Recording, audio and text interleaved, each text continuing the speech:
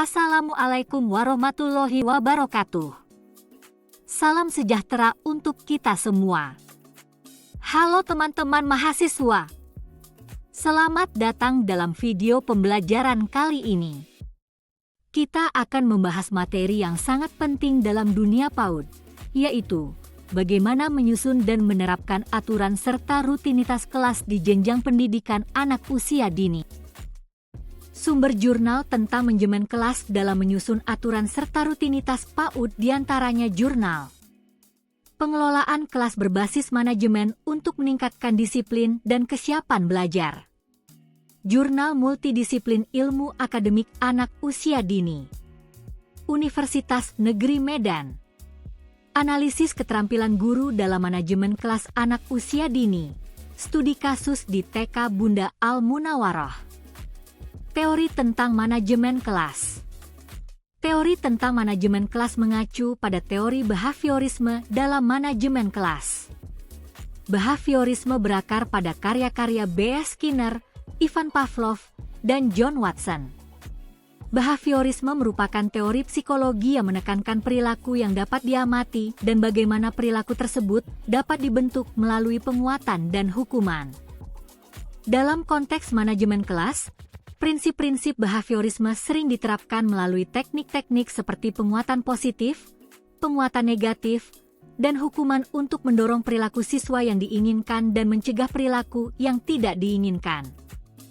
Implementasi aturan dan rutinitas di PAUD dilakukan dengan cara 1. Membangun kemandirian dan disiplin diri. 2. Menciptakan lingkungan belajar positif. 3. Pentingnya struktur. Yang pertama, membangun kemandirian disiplin diri. Dengan aturan dan rutinitas, anak belajar tentang batas, tanggung jawab, dan bagaimana berinteraksi positif dengan teman dan guru. Ini adalah fondasi penting untuk disiplin diri di masa depan. Yang kedua, menciptakan lingkungan belajar positif. Kelas yang teratur dan terprediksi meminimalkan konflik, mengurangi perilaku yang tidak diinginkan, dan memaksimalkan waktu untuk belajar dan bermain. Yang ketiga, pentingnya struktur. Anak usia dini berkembang optimal dalam lingkungan yang terstruktur dan dapat diprediksi. Aturan dan rutinitas memberikan rasa aman, mengurangi kecemasan, dan membantu anak memahami harapan. Aturan kelas di PAUD harus disesuaikan dengan tahap perkembangan anak. Adapun prinsip aturan kelas PAUD. 1. Sederhana, yaitu gunakan kalimat pendek dan mudah dipahami. Hindari penggunaan kata "jangan" yang terlalu sering. 2. Jelas, yaitu spesifik dan konkret. Contoh, daripada "jadilah anak baik", lebih baik berjalanlah pelan-pelan di dalam kelas. 3. Positif, yaitu fokus pada apa yang harus dilakukan, bukan apa yang tidak boleh dilakukan. 4. Visual, yaitu gunakan gambar atau simbol bersama teks untuk membantu anak yang belum bisa membaca. Libatkan anak dalam membuat gambar aturan. 5. Jumlah terbatas, yaitu cukup 3-5 aturan utama agar mudah diingat. 6. Dilibatkan, yaitu libatkan anak dalam proses pembuatan aturan. Ini meningkatkan rasa kepemilikan dan kepatuhan.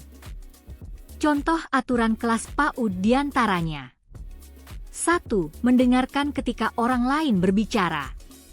2. Berjalan perlahan ketika di dalam kelas. 3. Membereskan mainan setelah bermain bersama. 4. Berbagi mainan bersama teman. 5. Berbicara dengan suara pelan. Merancang dan menerapkan rutinitas harian yang konsisten.